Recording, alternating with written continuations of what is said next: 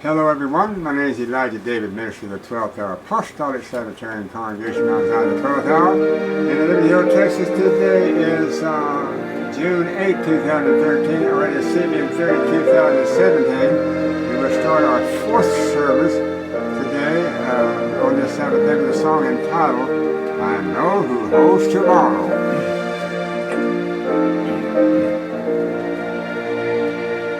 I don't know about tomorrow, I just live from day to day. I don't borrow from the sunshine, for the skies may turn to gray. I don't worry of the future, for I know what Yahweh said. And today I walk beside him, for he knows what is ahead. Many things about tomorrow I don't seem to understand, but I know who holds tomorrow. And I know who holds my hand. Every step is getting brighter as the golden stairs I climb. Every burden's getting lighter, every cloud is silver lined. And the sun is always shining. There's no tear will dim me high. At the ending of the rainbow, where the mountains touch the sky. Many things about tomorrow I don't seem to understand, but I know who holds tomorrow, and I know who holds my hand. I don't know about tomorrow, it may bring me poverty, but the one who feeds the sparrow is the one who stands by me. And the path that is my portion, maybe through the flame of fire, but his presence go before me, and I'm covered with his blood. Many things about tomorrow I don't seem to understand, but I know who holds tomorrow, and I know who holds my hand. Okay, Righteous Nation, Part 1, Isaiah 66:8. Who hath heard such a thing? Who hath seen such things? Shall the earth be made to bring forth in one day? Or shall a nation be born at once? For as soon as Zion travailed, she brought forth her children. Alright, your key words here is earth. Earth in parentheses, United States. One day, Ezekiel 4:6, a day for a year. Or shall a nation be born at once, meaning in 1 year. from the time it is announced. Okay, you find Isaiah 66 verse 8. There's your key words. Earth, one day, nation, and born at once. You know, when you're born again, that's instantaneous. You're born at once. When you repent and see and accept the truth, then you're born at once of the Spirit. All right, now let's go back to Isaiah chapter 4. And let's read verses at least 1 through 8. Now therefore hearken, O Israel, unto the statutes and unto the judgment which I teach you for to do them, that ye may live and go in and possess the land which the Yahweh Elohim of your fathers giveth you. Now, he's telling us folks here in Texas, he's telling the house of David that you was raised up here in the earth in the antitypical land of Goshen, Texas, and to establish my permanent government and to raise up a righteous nation that is everlasting, eternal. Okay? So he says that ye may live and go in and possess the land of which the Yahweh Elohim your fathers giveth you. Now, I came up in the wilderness, 1970, and I was called to the desert to join in with the prophet at Gilead Center, third feeding pasture for the Advent, still during the judgment of the dead period, in the 11th parabolic hour. Okay. So now, I had my training there in the desert. And then one day he called for a separation. And Yahweh says, you've learned your lessons well, I'm going to give you the leadership. So he says, get up and get out of here, I'll get you into the land that I'll show thee. So we got out of there about April 25th, 2003. And he brought our little caravan, he led us here to Liberty Hill, Texas. And so this is where this righteous nation that we're talking about today is being born from. It says in Deuteronomy 4:2, you shall not add unto the word which I command you, neither shall you diminish aught from it, that you may keep the commandments of the Yahweh, your Elohim which I command you. He said, now you're not to add to it, no, you're not to diminish aught from it. Your eyes have seen what the Yahweh did because of Baal Peor. For all the men that followed Baal Peor, the Yahweh, the Elohim, hath destroyed them from among you. Okay. I was with brethren for 32 years, and all of a sudden the day came when we were separated forever. Okay. Never again to even speak to each other or see each other, and to move on. Verse 4, Deuteronomy 4. But ye that did cleave unto the Yahweh your Elohim are alive, every one of you, this day.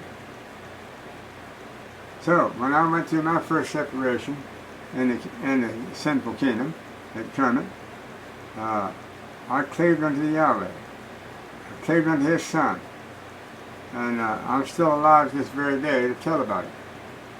Okay. Behold, I have taught you statutes and judgments, even as the Yahweh my Elohim commanded me, that you should do so in the land whether you go to possess it. Keep therefore and do them, for this is your wisdom and your understanding in the sight of the nations. Now, which shall hear all these statutes, and say, surely this great nation, this great republic of Texas, where the everlasting kingdom of the heaven is set up with their visible servant David, and typical David as the visible leader of it, is a wise and understanding people. So these people are the wisest and most understanding people on the face of the earth. But what nation is this so great, who hath Yahweh so nigh unto them? Oh, wow. And it says, as Yahweh Elohim is in all things that we call upon him for. Everything we call upon him for, he's nigh unto us. So, the world sees this.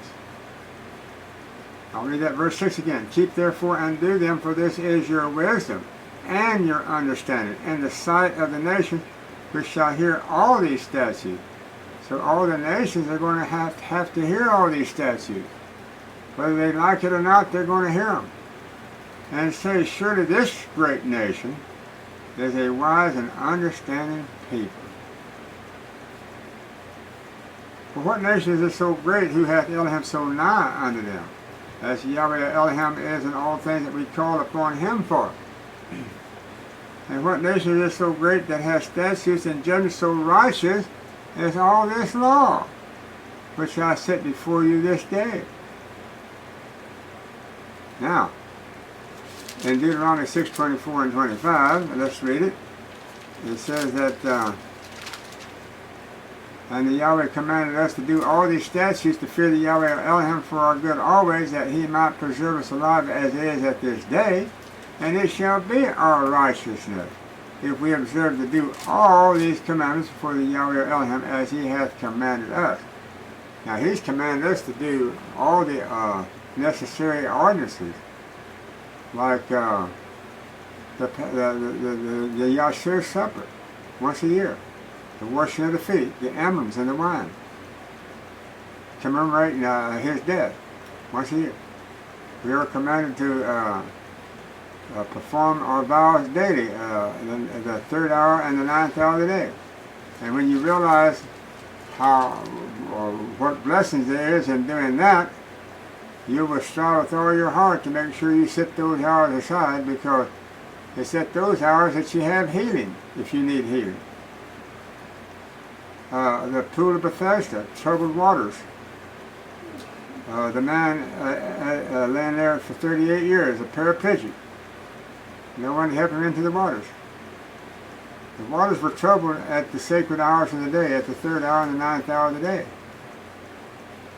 He knew that was the only time he could get healing, if he get somebody to put him in there at those sacred hours. But he couldn't get anybody to put him in there, so for 38 years he laid there and suffered. Okay? Peter going up to the temple at the 9th hour, the sacred hour of the day. A man there begging alms. He was a blind man. And Peter says, gold and silver have I none, but such as I have give I unto thee. Take up thy bed and walk. The blind man was healed at the sacred hour. Okay. So now, let's turn to Isaiah 26. And let's read the whole chapter again, as we read the other day in our sermon. I say again, I'm talking about, we read the whole chapter that they had to deal with this here nation, this righteous nation. And we can always learn something new every time we read something over. It says in Isaiah 26, starting with verse 1, and in that day shall this song be sung in the land of the Judah. We have a strong city. Salvation will the Yahweh appoint for walls and bulwarks. Open ye the gates, that the righteous nation, which keepeth the truth, may enter in. Guess what? The righteous kingdom is set up here in the vicinity and the heart of this great nation of Texas that's about to be born.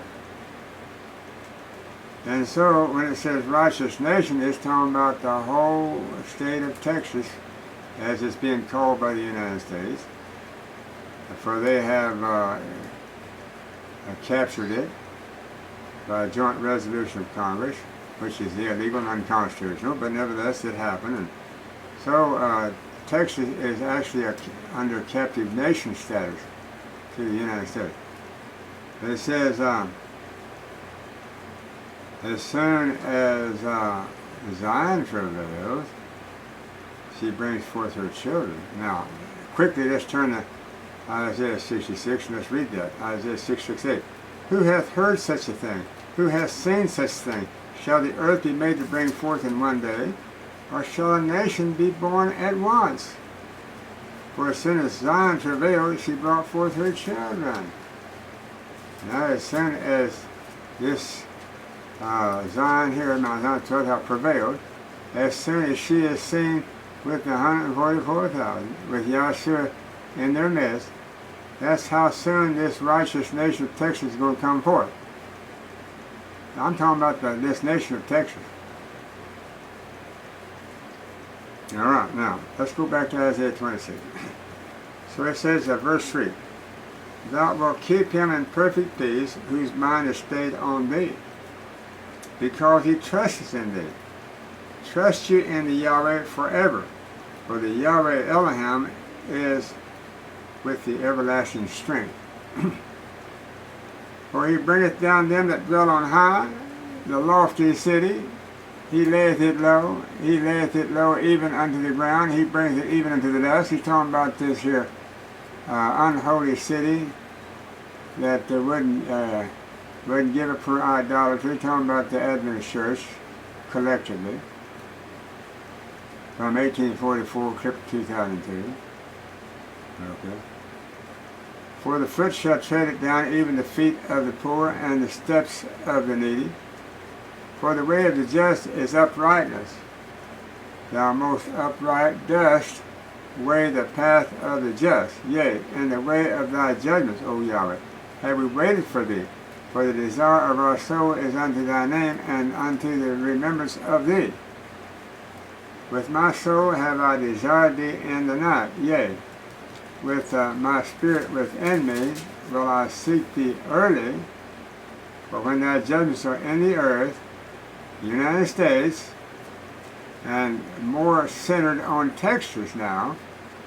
So now let's bring this close to home, because when Yahweh starts his judgments as far as separating the goats from the sheep, he's going to start right here in Texas first, when he starts his harvesting and separating of the goats from the sheep.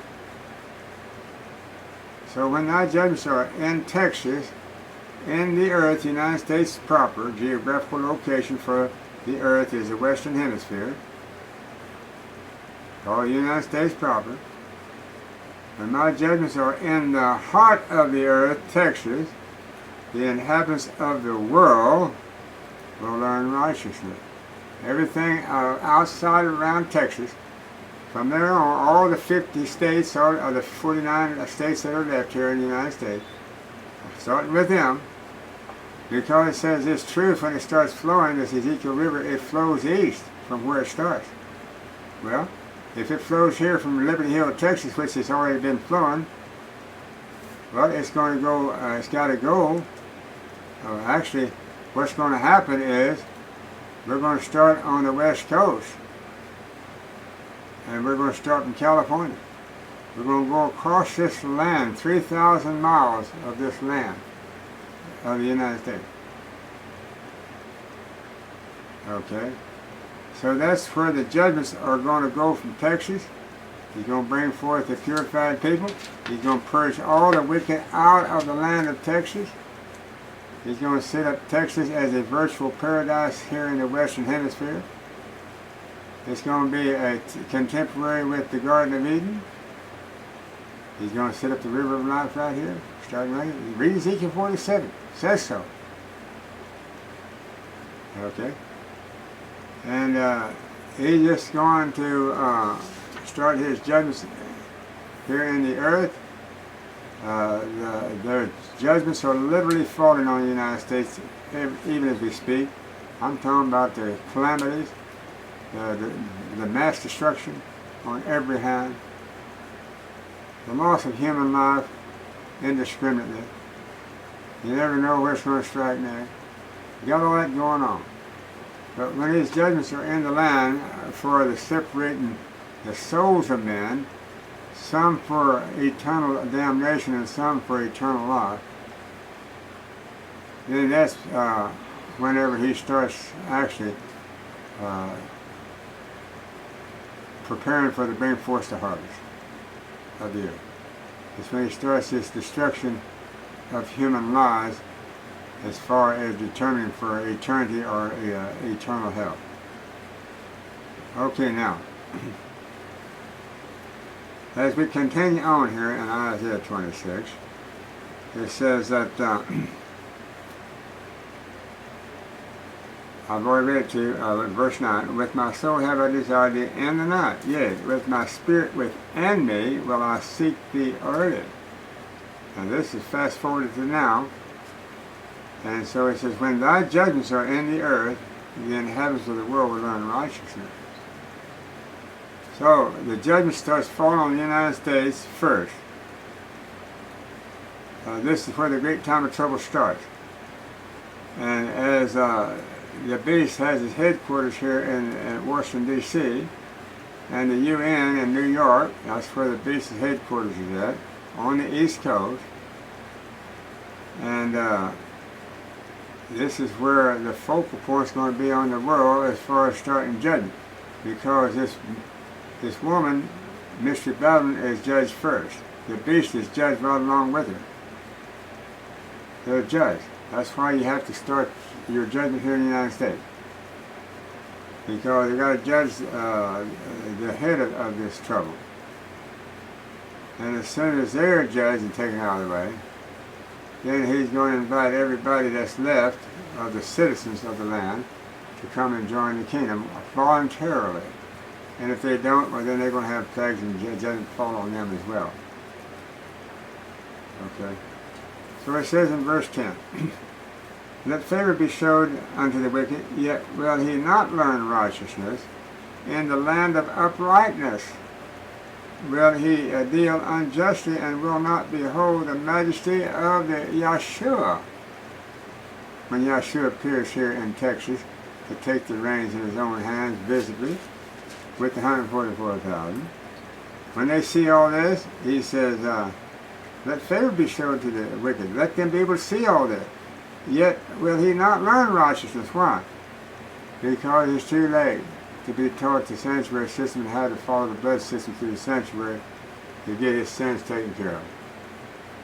In the land of uprightness. Where's the land of uprightness? The land of Texas. It has now gotten rid of the wicked out of her borders, then purged them out of the land, and now this is called the land of uprightness.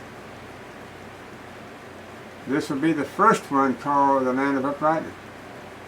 There's going to be many more lands of uprightness as they follow suit and come and learn how to be righteous. And they will be taught that according to Deuteronomy chapter 4, Deuteronomy chapter 6. They'll be learning how to obtain righteousness by their obedience to everything that Yahweh has commanded Israel in the way of statutes and judgment. Verse 11, Yahweh, when thy hand is lifted up, they will not see. Now let's do Yahshua on that, the Son. Yahshua, when thy hand is lifted up, they will not see, but they shall see and be ashamed for their envy at the people. Yea, the fire of thine enemies shall devour them. Now we have our former brethren that is mortal enemies to us today. They hate us for the behemoths. Okay. But it says they will not see, but they shall see. They're going to see. So much so that we have a prophecy right there in Revelation chapter 2 verse 9 and chapter 3 verse 9. We have a prophecy there that says they're going to come and worship at the saints' feet. And we might just quickly turn to that and read it. It says that he that saith, no, I got it too far back. It says right here, it says, behold, I will make them of the synagogue of Satan, which say they are Jews and are not, but do lie. Behold, I will make them to come and worship before thy feet, and to know that I love thee. So he's going to make them to see. It's like Isaiah said. He's going to make them to come and see. And then it says over in Revelation 3:9, that's actually Revelation 3:9. Let's go back to Revelation 2:9. It says, I know thy works and tribulation and poverty, but thou art rich, and I know the blasphemy of them which say they are Jews and are not, but are the synagogue of Satan. Okay. So this people are going to, same people are going to come here, what it says in Isaiah 26:11. For when thy hand is lifted up, they will not see. Meaning when Yahshua lifts his hand up to declare, here I am, I'm here. So they won't see, they won't believe it. They'll think that's Satan impersonating Yahshua. But they shall see and be ashamed for their envy at the people. Okay? So what made them hate you and ashamed is because they envy you, getting all this knowledge from this extra oil you put in your vessel that they didn't think they needed, so they didn't give them an extra vessel. They didn't put that extra oil in. And all of a sudden they realize that, you're the people that's gotten all the knowledge to move on, and so they see it and then they're ashamed. Yea, the fire of thine enemies shall devour them. So the fire of their enemy is going to devour them. Yahweh, thou wilt ordain peace for us. For thou also hast wrought all our works tonight. Okay, now how about that, folks? Yahweh is going to ordain peace for us. For thou hast also hast wrought all our works tonight. Isn't this wonderful? For Yahweh or Elohim, other lords beside thee have had dominion over us. But by thee only will we make mention of thy name. We're not even going to mention their names. All these has been lords over us, like all these Adventist ministers for 167, 8, 9, 70 years has ruled over those poor Adventists, those poor sheep. Just fleeched them dry and just destroyed their soul. Dumbed them down and caused them to lose their soul. And I'm going to show you something here. But they didn't have to let that to happen because they can read just as good as I can. And right there in Revelation 3:11, it tells you what to do. It says that, behold, I come quickly. Hold that fast which thou hast, that no man take thy crown. Don't let those smart, smooth-talking false prophets there in the Adventist church and those Davidian shepherds, don't let those smooth, silver-tongued people talk and steal your crown, tell you lies. Tells you all exactly what's going to happen to them when they do this. We'll read that to you. I think it's Zechariah 13, probably. So or somewhere it's going to be in there. It says it's going to be thrust through with the sword. If they keep on lying, their mother and father's going to thrust them through with the sword. They're going to be commanded to stop this lying one day. If they keep on telling them lies, they're going to be thrust through the sword. Not going to tolerate it no more. Now let's go back to Isaiah 26. Okay, it says, verse 13. O Yahweh Elohim, let's go to verse 14. They are dead, they shall not live. They are deceased, they shall not rise. What does it mean they are dead, they shall not live? It means they are spiritually dead, so they can't live. Well, they are deceased, they shall not rise. Therefore hast thou visited and destroyed them, and made all their memory to perish. So actually, he literally destroyed them. Made all their memory to perish. Thou hast increased the nation, O Yahweh. Thou hast increased the nation. What nation? This righteous nation, for one thing. Thou art glorified. Thou hast removed it far unto all the ends of the earth. All right? I don't know how far is far, but the first removal was 400 miles about due east. When he made the first separation of Gilead Center in 2002, Kermit, Texas. So he removed us far away from them. But not unto the ends of the earth. He moved us, and maybe we are considered at the ends of the earth. When it comes to, we're the only place in the whole earth, in the whole United States, number one, and the whole world that has this truth, where it says that they're going to be kings and of nations are going to come and bring a whole kingdom, whole nations are going to come, bending unto thee, bring their gold and silver. Verse 16, Yahweh, in trouble have they visited thee. They poured out a prayer when that chastening was upon them. Oh, they poured out a prayer. Oh my goodness. Why is this happening today? No man, Brother Johnson. Whenever they were losing all their blessings. They went running around to every member of the church. First they went to their family and wanted to know if they had an opinion about what caused them to start losing all their blessings. Well, I mean, you know, it started in 1993 when their ice storm came, broke down all the beautiful cedar trees around their home, and then their son died in 1999, their fair-haired son, and then his 80-foot tower, ham operator's tower that was there at Brother Johnson's home, fell across the road. Lucky it didn't hit somebody, a car driving across the road. Come crashing down. And I mean, just one thing after another. And then Brother Johnson got caught speeding with the church's property. And he went and told Simon, his derelict son, to go into a business venture in the world. And his son died and left in bankruptcy, and one of the creditors sued Brother Johnson's church to be paid up in full, and Brother Johnson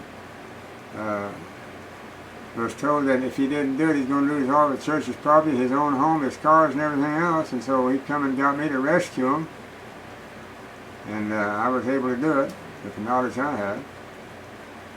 And so they don't have nothing going for them. Everything's just falling in the heap. So why is our blessing? Well, no doubt Brother Lamé went and talked to Yahweh about it. Well, why are we losing all of our blessing? We can't see a thing we've done. Why are we doing? Why is this happening to us? Only thing we can figure we're having a time of Job's trouble. I said, no, you don't. Job was a righteous man when they told me that. And they looked at me and said, why do you say that for? In other words, I said, Job was a righteous man. You're not righteous. So you're not having Job's trouble. You're having Yahweh's judgments fall on you. That's what's happening. In other words, that's exactly what I thought. That's what I preached and taught. That's exactly what happened. What's happening. So it says here in verse 17, like as a woman with the child that draweth near the time of her delivery is in the pain, and crieth out in her pangs, so have we been in thy sight, O Yahweh. We have been with child. We have been in pain. We have, as it were, brought forth wind. Now, what does it mean we've been with child? Mount Zion's 11th hour. The other one that fit this description. Their message was the Isaac branch. Branch is another name for Yeshua. They were showing him that the Isaac branch was born a second time in the Spirit. And so Brother Johnson taught that. He said, this is the beginning of the antitypical birth of the Yeshua and his ministry in the Antitype, 1970, with us. So this right here, verse 18, fits into that description. We have been with child. We have been in pain. And for 32 years I was with the Gilead Center. They were in pain, and they tried to figure out every way, when is this child going to be born? And all the time he was born in 1970, and they didn't know it. And they were in pain to bring forth this child, and the child had already come forth and grew up under David right there in their midst. They didn't even know it. So it says, we have been in pain. We have, as it were, brought forth wind. We have not wrought any deliverance in the earth. So Gilead Center is coming to its close in 2002. For 32 long years they've been teaching that they were the ones raised up to brought deliverance. First with the 144,000. That was their thing for 32 years. But now at the end of their road they're saying, you know what? We haven't brought any deliverance. We've been in pain to bring this book. But it hasn't happened. Now they have the inhabitants of the world fallen.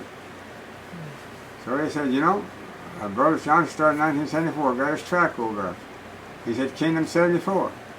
He says, I asked him one day, I said, it didn't turn out the way he prophesied, and I asked him, I said, what this really did take place in 1974? He said, Jeremiah 23, Yahweh's judgments in the earth started. Wow. So we'll read the whole chapter 23, third chapter of Jeremiah. This is when he taught really actually started happening. I said, asked him one day later on, I don't know, a long time down the road later on, I said, when did Yahweh's judgment start in the earth?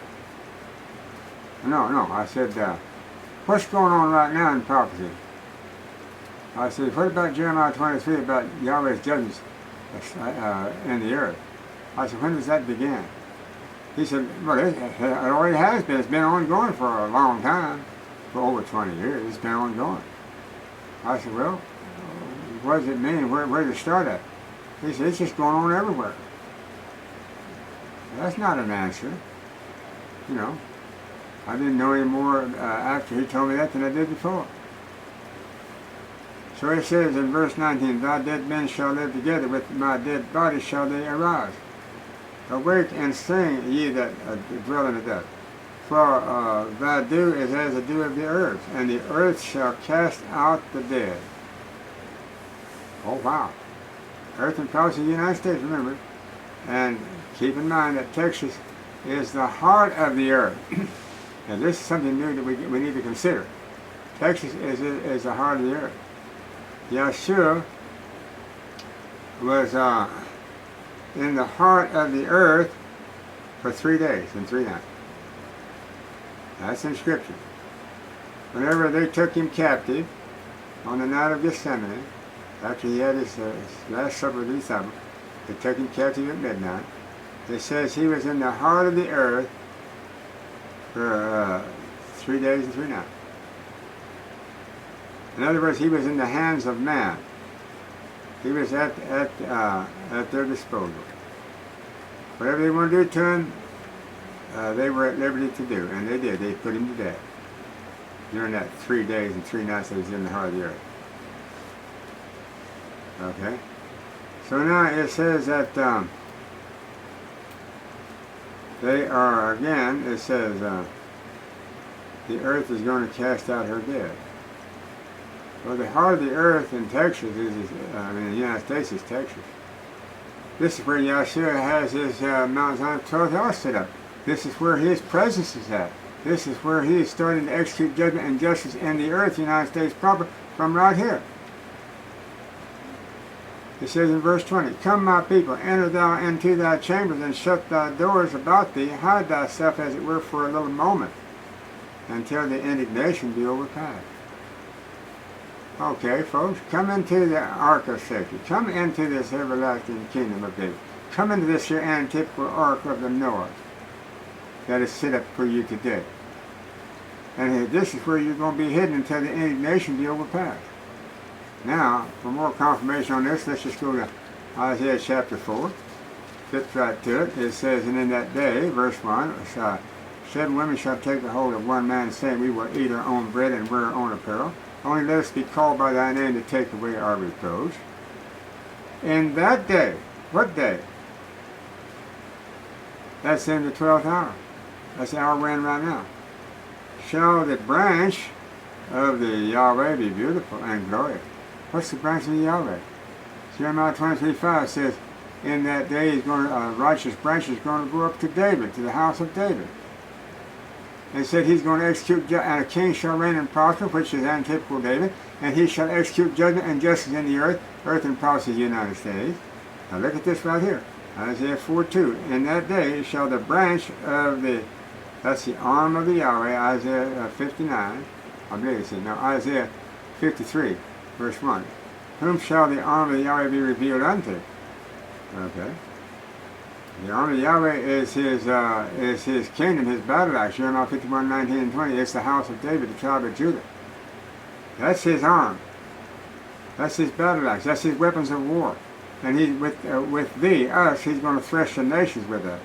In that day shall the branch of the Yahshua be beautiful and glorious, and the fruit of the earth, the 144,000, coming forth unto this everlasting kingdom of David, shall be excellent and comely for them that are escaped of Israel.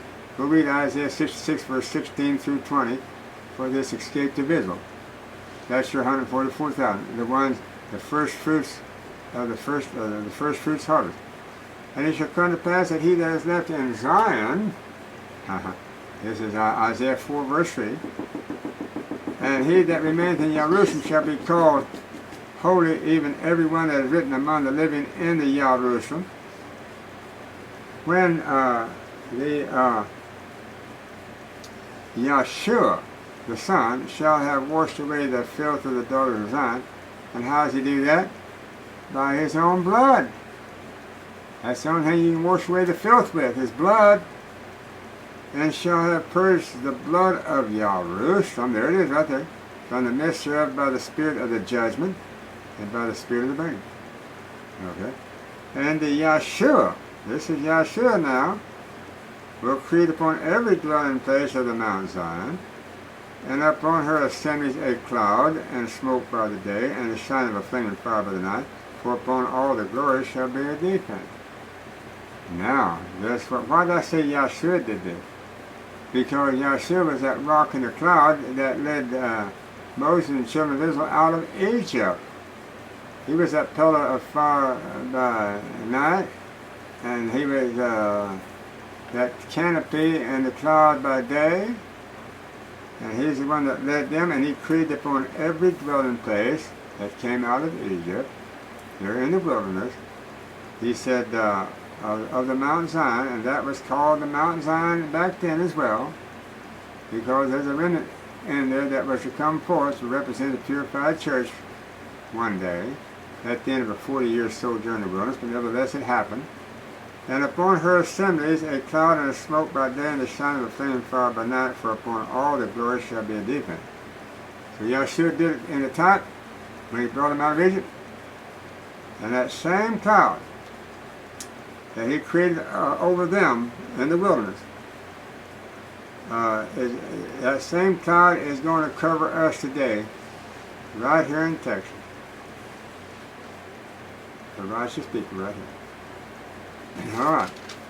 Okay, end of that. Let's go on back now to Isaiah 26. And so it says, thy dead men shall live together with thy dead body shall they rise. Awake and sing, ye that dwell in the dust, for thy dew is as the dew of the herbs, and the earth shall cast out the dead. Okay. Come, my people, enter thou into thy chambers, and shut thy doors about thee. Hide thyself, as it were, for a little moment, until the indignation be overpast. For behold, the Yahshua cometh out of his place to punish the inhabitants of the earth for their iniquity. The earth also shall disclose her blood, and shall no more cover her slain. Talking about the judgment. So now let's go read Jeremiah 23, that's contemporary with his Isaiah 26. It's talking about essentially the same thing. We'll read the whole chapter. I believe we have time for it. It says, woe be unto the pastors that destroy and scatter the sheep of my pasture, saith Yahweh. Now, my pasture, according to Yahweh, is the pasture of Israel. Isaiah 5:7, the vineyard of Yahweh hosts in the house of Israel. Okay? Now, so it says, woe be unto the pastors. Well, the house of Israel, starts with the Adventist Church, 1844.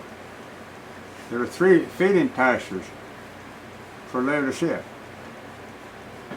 She had 3 different names of her 3 feeding pastures: Bashan, Carmel, and Gilead. And those 3 feeding pastures lasted for 158 years. But they had the title name of Laodicea. The scripture says, can a leopard change his spots? If he can't change his spots, then the Adventist Church can't change their name either, and identity. That's Laodicea. Now, one good thing about Laodicea, the meaning of the name means that people declaring judgment. It don't mean what the Adventists and others have accused them of meaning. Of people are sleeping. No, it don't mean that at all. It means that people declaring judgment, period. So she had 158 years to declare judgment, much as she wanted to. Of course, she did everything else, but nevertheless, she had that commission. All right. So it says, woe be unto the pastors, those Seventh-day Adventist ministers, and General Conference presidents, and all her officers, and all of those Hobokans that usurped their the position of an inspired minister, standing in the sacred desk, no less, touting false prophecies and lies and everything else but the truth. So it says, woe unto them, and because they scattered the sheep of my pasture. The pasture was Bashan first, the second one was Mount Carmel, and the third one was Gilead. It just so happened that 3 of those feeding pastures had a couple of bad pastures in them. Ben Roden, for one, from 1955, that succeeded V.T. Holliff in the pasture of Carmel. For 15 years, he was a bad pastor. He told lies. He invented the false movement. Everything about him was all false, because he's antithetical to Ishmael. Ishmael of the flesh, not of the spirit. Never to be born a second time of the spirit. Brother Johnson succeeded him as antithetical Esau of the Ishmael lineage, of the bloodline of the Ishmael, the nation that is represented by Egypt. Egypt represents Ishmael, whereas Israel represents Isaac. Keep that in mind. So it says in verse 2 of Jeremiah 23, it says, therefore thus saith the Yahweh Elohim of Israel, against the pastures that feed my people. You have scattered my flock, and driven them away, and have not visited them. Behold, I will visit upon you the evil of your doing, saith the Yahweh. And I will scatter the remnant of my flock, I will gather the remnant of my flock out of all countries, whether I have driven them. Now Yahweh says, I have driven the remnant of my flock in all countries. Okay. And I will bring them again to their foes, and they shall be fruitful and increase. Now we have a prophecy there in Micah 5, verse about 6, 7, and 8. It tells us a little bit about this remnant as well. We might hurriedly turn to it. Let's see if we can find it. And it talks about the remnant of Jacob being in many countries. It says, verse 7, and the remnant of Jacob shall be in the midst of many people, as a dew from the Yahweh, as the showers upon the grass, that tarrieth not for man, nor waiteth for the sons of men. And the remnant of Jacob, verse 8, shall be among the Gentiles in the midst of many people, as a lion among the beasts of the forest, as a young lion among the flocks of the sheep, who if he go through both treadeth down and teareth in pieces, and none can deliver. So there in Micah chapter 5, verse 7 and 8, there is a prophecy that goes right along here with Jeremiah 23. It says in verse 3, and I will gather the remnant of my flock out of all countries where I have driven them. Why did he drive them there? So that they would be a lion among the flocks of sheep in all those countries. Okay?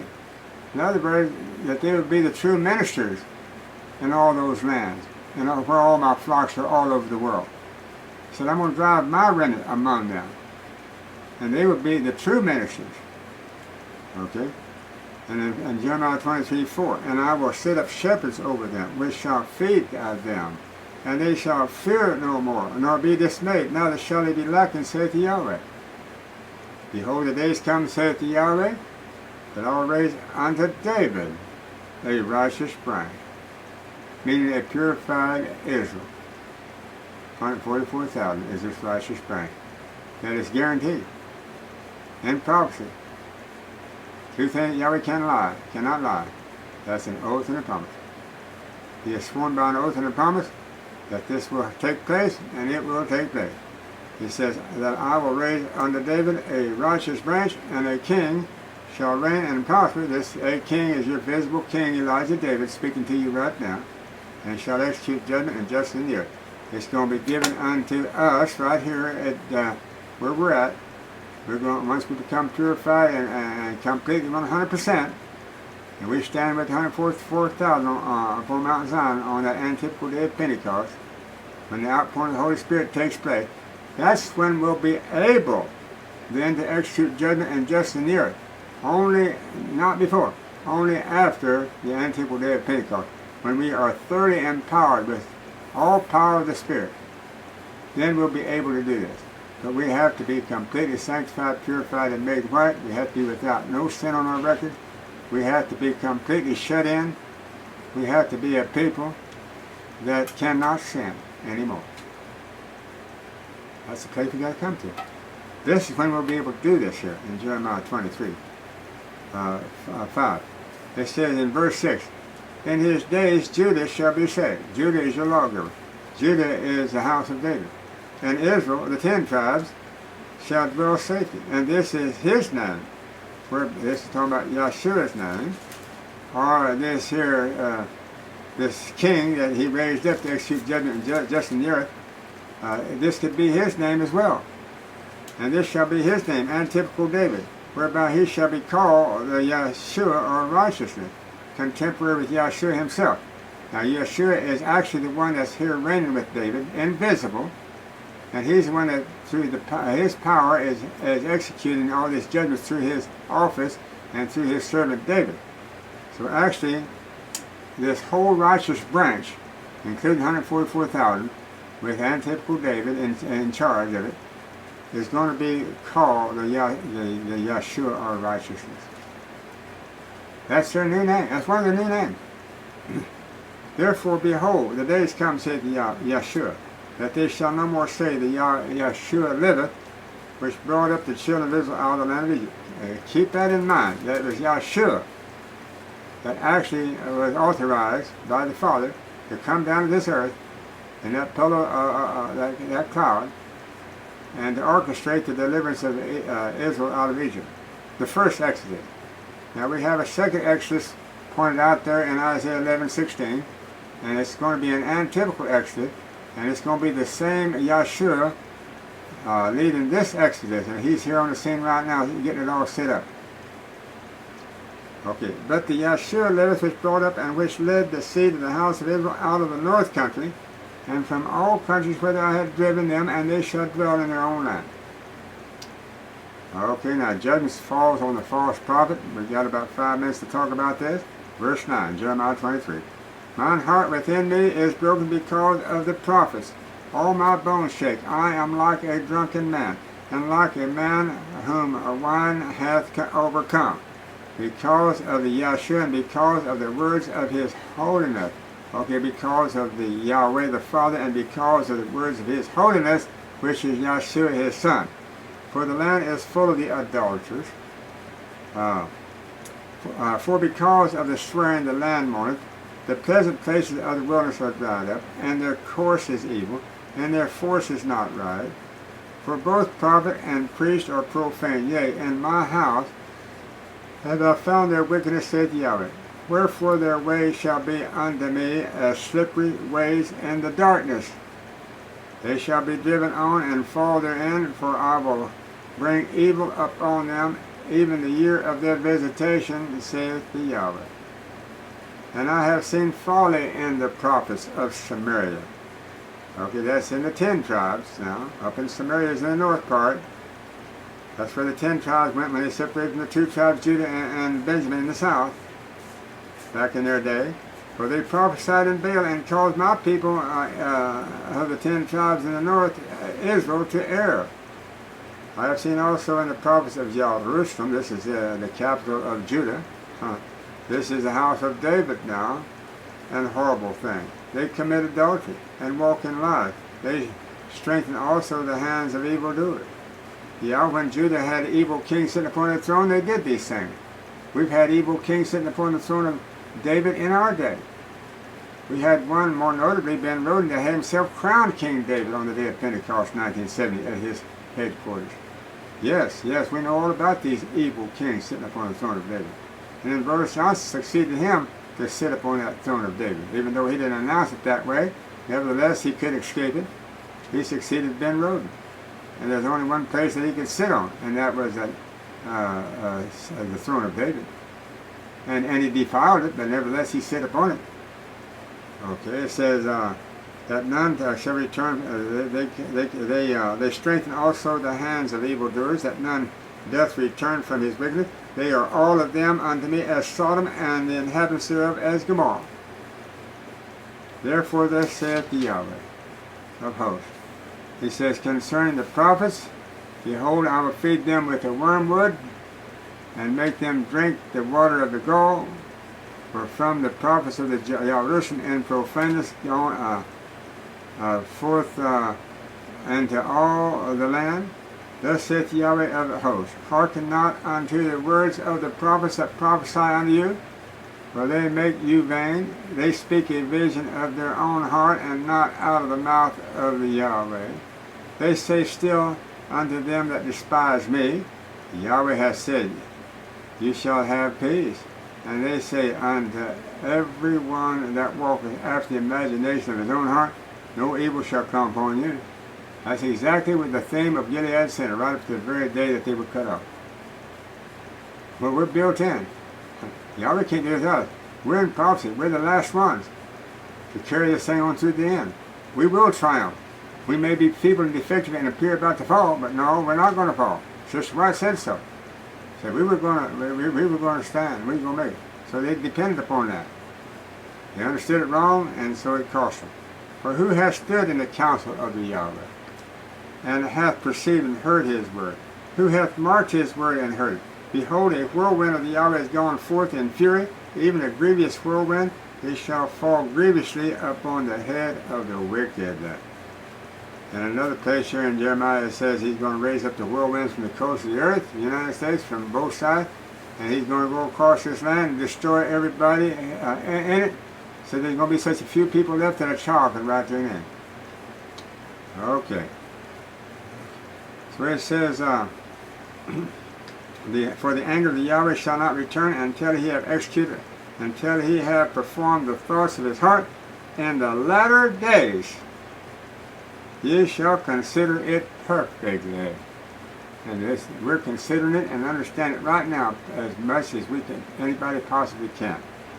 I have not sent these prophets, yet they ran. I have not spoken unto them, yet they prophesied.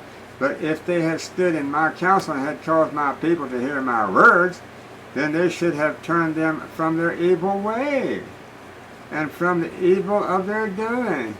Am I a Yahweh at hand, saith Yahweh, and not a Yahweh afar off? Can any hide himself in the secret places that I shall not see him, saith Yahweh? Do not I fill heaven and earth, saith Yahweh? I have heard what the prophets said that prophesy lies in my name, saying, I have dreamed, I have dreamed. How many times have I heard Brother John say, I had a dream, or a voice spoke to me, just last night, 3 o'clock in the morning. A voice spoke to me, yesterday at 5 o'clock. A voice spoke to me this morning, 6 o'clock, 5 o'clock. I dreamed a dream. I had a visual, he said, I had a mental vision. How long shall this be in the heart of the prophets that prophesy lies? Yea, they are prophets of the deceit of their own heart, which think to cause my people to forget my name by their dreams, which they tell every man unto his neighbor, as their father have forgotten my name for Baal. For the prophet that hath a dream, let him tell a dream, and he that hath my word, let him speak my word faithfully. What is the chaff unto the wheat, saith the Yahweh? The wheat is a symbol of the 144,000. Okay, the remnant. Is not my word like as a fire, saith Yahweh, and like a hammer that breaketh the rocks in pieces? Behold, therefore behold, I am against the prophets, saith Yahweh, that steal my words, every one from his neighbor.